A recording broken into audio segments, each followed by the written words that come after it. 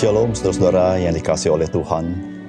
Kita bersyukur kepada Tuhan karena kita mengenal Allah adalah Allah yang maha hikmat.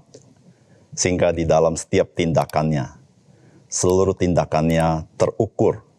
Sehingga dengan demikian kita boleh mengenal Dia. Semua itu kasih karunia Tuhan bagi kita. Salam jumpa dalam program Tuhan adalah Gembalaku. Saudara, bagaimana saudara dapat mengenal Allah yang sejati? Bagaimana saudara bisa mengkonfirmasi apa yang terjadi itu adalah merupakan pekerjaan Allah yang sejati? Saudara, apa yang menjadi ukurannya? Saudara, sebagaimana kita juga tidak mudah mempercayai orang yang datang mengaku-ngaku petugas dari institusi tertentu untuk masuk ke rumah kita, untuk mengecek hal-hal tertentu di dalam rumah kita.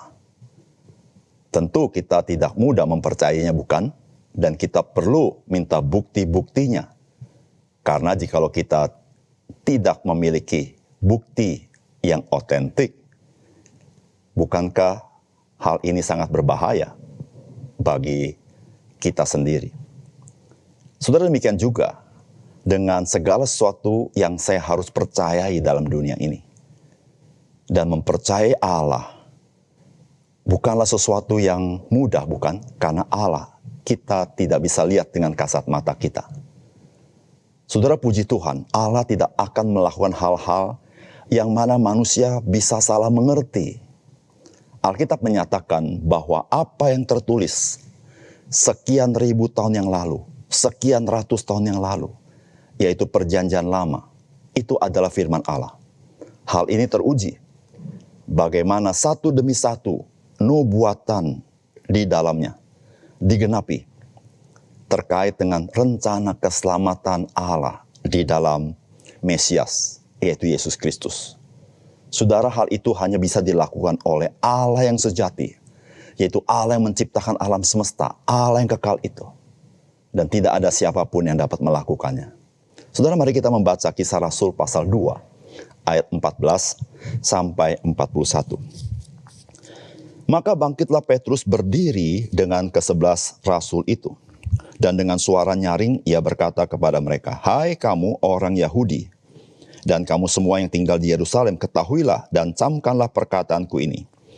Orang-orang ini tidak mabuk seperti yang kamu sangka, karena hari baru pukul 9. Tetapi itulah yang difirmankan Allah dengan perantaran Nabi Yoel.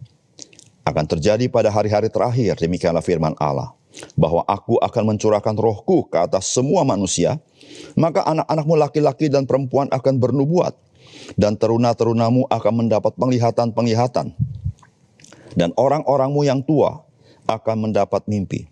Juga ke atas hamba-hambaku laki-laki dan perempuan akan kucurahkan rohku pada hari-hari itu, dan mereka akan bernubuat.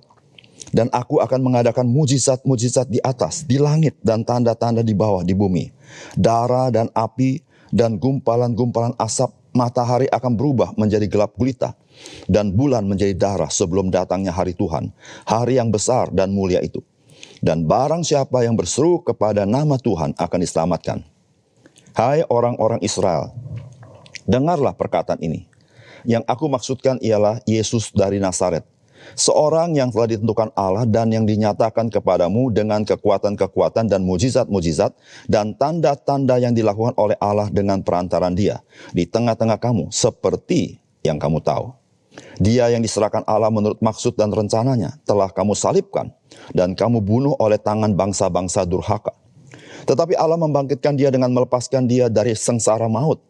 Karena tidak mungkin ia tetap berada dalam kuasa maut itu. Sebab Daud berkata tentang dia, "Aku senantiasa memandang kepada Tuhan, karena ia berdiri di sebelah kananku, aku tidak goyah. Sebab itu hatiku bersukacita dan jiwaku bersorak-sorak, bahkan tubuhku akan diam dengan tentram. Sebab engkau tidak menyerahkan aku kepada dunia orang mati, dan tidak membiarkan orang kudusmu melihat kebinasaan. Engkau memberitahukan kepadaku jalan kehidupan. Engkau akan melimpahi aku dengan sukacita di hadapanmu. Saudara-saudara, aku boleh berkata-kata dengan terus terang kepadamu tentang Daud, bapa bangsa kita. Ia telah mati dan dikubur, dan kuburannya masih ada pada kita sampai hari ini. Tetapi ia adalah seorang nabi dan ia tahu bahwa Allah telah berjanji kepadanya dengan mengangkat sumpah bahwa ia akan mendudukkan seorang dari keturunan Daud sendiri di atas tahtanya. Karena itu ia telah melihat ke depan dan telah berbicara tentang kebangkitan Mesias ketika ia mengatakan bahwa dia tidak ditinggalkan di dalam dunia orang mati dan bahwa dagingnya tidak mengalami kebinasaan. Yesus inilah yang dibangkitkan Allah, dan tentang hal itu kami semua adalah saksi. Dan sesudah ia ditinggikan oleh tangan kanan Allah dan menerima Roh Kudus yang dijanjikannya itu, maka dicurahkannya apa yang kamu lihat dan dengar di sini. Sebab bukan Daud yang naik ke surga, malahan Daud sendiri berkata, Tuhan telah berfirman kepada Tuanku, duduklah di sebelah kananku sampai ku buat musuh-musuhmu menjadi tumpuan kakimu.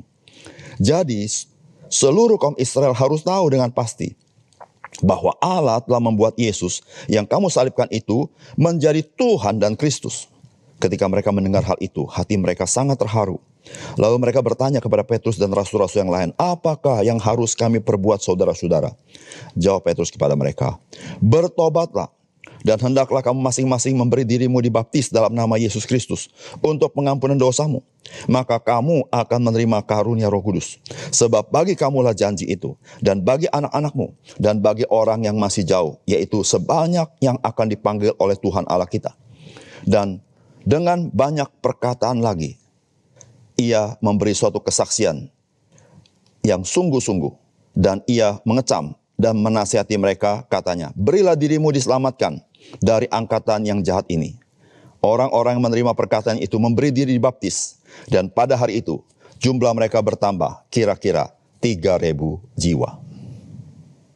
Saudara yang terkasih di dalam Tuhan, melihat fenomena dengan kasat mata dapat menimbulkan banyak interpretasi. Itulah yang terjadi dengan orang banyak yang menyaksikan peristiwa turunnya Roh Kudus ke atas orang-orang percaya di Yerusalem. Ada orang yang terheran-heran karena orang-orang percaya itu dari Galilea, namun mereka dapat berbicara ke dalam bahasa-bahasa yang lain. Namun ada di antara mereka yang agak sinis dengan apa yang terjadi. Mereka menilai orang-orang percaya itu sedang mabuk. Saudara, bagaimana sebetulnya menguji sebuah fenomena? Maka saudara, Rasul Petrus menjelaskan peristiwa itu berdasarkan apa yang tertulis di dalam kitab Perjanjian Lama. Saudara, apakah pesan firman Tuhan bagi kita? Yang pertama, pencurahan Roh Kudus pada hari Pentakosta dan pemberian Roh Kudus bagi orang percaya merupakan penggenapan janji dari Perjanjian Lama. Saudara, firman Tuhan berkata, orang-orang ini tidak mabuk seperti yang kamu sangka, karena hari baru pukul 9. Tetapi itu yang difirmankan Allah dengan perantara Nabi Yoel. Akan terjadi pada hari-hari terakhir, demikianlah firman Allah, bahwa aku akan mencurahkan rohku ke atas semua manusia. Maka anak-anakmu laki-laki dan perempuan akan bernubuat, dan teruna-terunamu akan mendapat penglihatan-penglihatan, dan orang-orangmu yang tua akan mendapat mimpi. Saudara yang dikasihi oleh Tuhan, peristiwa pencurahan Roh Kudus bukanlah sesuatu peristiwa yang terjadi mendadak. Namun Tuhan telah mempersiapkan, merencanakannya. Terbukti bagaimana Tuhan telah menuliskannya di dalam kitab Perjanjian Lama. Saudara, Tuhan memberikan kepada bangsa Israel ibadah-ibadah yang perlu mereka lakukan, khususnya ibadah-ibadah yang mereka harus kumpul di Yerusalem. Salah satunya adalah Pentakosta. Saudara, Pentakosta itu adalah perayaan ibadah orang-orang Israel, di mana mereka melakukan penuaian raya. Nah, saudara, ini adalah sebuah gambaran dari realitas yang sesungguhnya bagaimana Tuhan memenangkan jiwa-jiwa, menyelamatkan jiwa-jiwa. Itu seperti tuaian raya, yaitu terjadi pada pencurahan Roh Kudus. Saudara, pencurahan Roh Kudus terjadi persis pada hari Pentakosta. Sehingga saudara-saudara, pencurahan Roh Kudus yang terjadi pada hari Pentakosta melupakan realitas daripada apa yang terjadi melalui ibadah-ibadah orang Israel pada hari Pentakosta. Dan saudara yang kasih dalam Tuhan, peristiwa Pentakosta di mana Roh Tuhan dicurahkan, itu pun dinubuatkan di dalam kitab Yoel. Dengan lugas, Yoel menyampaikan apa yang Tuhan titipkan kepadanya, yaitu firman Allah, bahwa Roh Tuhan pada zaman akhir akan dicurahkan. Saudara yang kasih dalam Tuhan, kita bersyukur kepada Tuhan. Saudara, peristiwa pencurahan Roh Kudus, saudara-saudara, bukan sebuah peristiwa yang terjadi dengan bersifat mendadak, tetapi terjadi karena sudah dinubuatkan. Di situ memberitahukan kepada kita, saudara, tidak ada seorang pun yang sanggup melakukan hal ini. Sebuah nubuatan yang sifatnya ribuan tahun, ratusan tahun, tetapi digenapi dengan tepat. Saudara, siapakah yang dapat melakukan? Hanya Allah sendiri, saudara. Saudara, hanya Allah pencipta langit dan bumi, yang maha kuasa itu, yang di atas segala-galanya, yang kekal dari kekal. Hanya Dia yang sanggup melakukannya, saudara.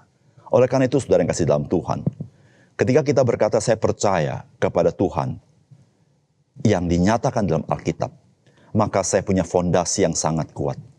Karena Dia sendiri membuktikan, Dia adalah Tuhan Allah yang sejati, yang melakukan perkara-perkara yang tidak pernah dapat dilakukan oleh seorang manusia pun. Tidak pernah dapat dilakukan oleh seorang ilah sekalipun. Hanya Dia sendiri yang sanggup melakukannya. Ketika Dia mencurahkan Roh Kudus tepat pada hari Pentakosta. Yang kedua, saudara, pencurahan Roh Kudus digenapi karena Yesus Kristus telah menggenapi karya penebusan yang juga telah dinubuatkan di dalam Perjanjian Lama. Saudara, firman Allah berkata begini, hai orang-orang Israel, dengarlah perkataan ini, yang aku maksudkan ialah Yesus dari Nazaret, seorang yang telah ditentukan Allah dan yang dinyatakan kepadamu dengan kekuatan-kekuatan dan mujizat-mujizat dan tanda-tanda yang dilakukan oleh Allah dengan perantaran Dia di tengah-tengah kamu, seperti yang kamu tahu.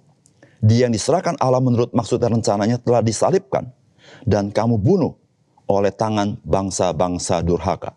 Tetapi Allah membangkitkan Dia dengan melepaskan Dia dari sengsara maut, karena tidak mungkin Ia tetap berada dalam kuasa maut. Di ayat 27 dikatakan demikian, sebab engkau tidak menyerahkan aku kepada dunia orang mati, dan tidak membiarkan orang kudusmu melihat kebinasaan. Saudara yang terkasih dalam Tuhan, apa yang terjadi dengan Yesus Kristus bukanlah sebuah peristiwa yang sifatnya mendadak, tetapi Alkitab Perjanjian Lama sudah menyampaikannya. Saudara, salah satunya disampaikan oleh Raja Daud. Saudara, Raja Daud memberitahukan bahwa Tuhan tidak menyerahkan aku kepada dunia orang mati, dan tidak membiarkan orang kudusmu melihat kebinasaan. Saudara, ketika Daud menuliskan bagian itu, dia memakai kata aku. Tetapi saudara, Daud, dia sudah mati. Dan Petrus berkata, kuburannya masih ada di antara mereka. Yang Daud bicarakan bukan dirinya, tetapi keturunannya, yaitu Mesias itu. Di mana dikatakan, Tuhan tidak membiarkan orang kudusmu melihat kebinasaan. Saudara, peristiwa ini tidak dapat dilakukan oleh seorang manusia pun. Bahkan ilah-ilah pun tidak dapat melakukan. Saudara, hanya Allah yang kekal yang dapat melakukannya, saudara. Saudara, dengan Kristus mati di atas kayu salib, dan pada hari ketiga bangkit dari antara orang mati, dan Kristus naik ke surga. Saudara, Tuhan Yesus pernah mengatakan, jikalau aku tidak pergi kepada Bapa, maka roh kebenaran itu tidak akan dicurahkan. Saudara yang kasih dalam Tuhan, pencurahan Roh Kudus itu adalah bukti bahwa Kristus, Dia telah selesai menjalankan misi penebusan di atas kayu salib, dan Dia telah naik ke surga. Saudara, Yesus berkata, jikalau aku tidak pergi kepada Bapa, Roh Kudus tidak akan turun. Saudara, peristiwa yang seperti ini bagaimana mungkin dapat dilakukan oleh seorang manusia? Saudara, hanya Allah yang dapat melakukannya. Saudara, peristiwa turunnya Roh Kudus memberitahukan kepada kita bahwa apa yang Yesus katakan itu benar. Saudara, ketika kita berkata apa yang Yesus katakan itu benar, maka peristiwa kayu salib itu adalah jalan satu-satunya supaya manusia bisa diselamatkan. Karena Yesus berkata, "Akulah jalan dan kebenaran hidup. Tidak ada seorang pun sampai kepada Bapa jikalau tidak melalui aku." Saudara, belum ada sampai Yesus naik ke surga, seorang pun masuk ke surga. Saudara, Yesus adalah buah sulung yang pertama.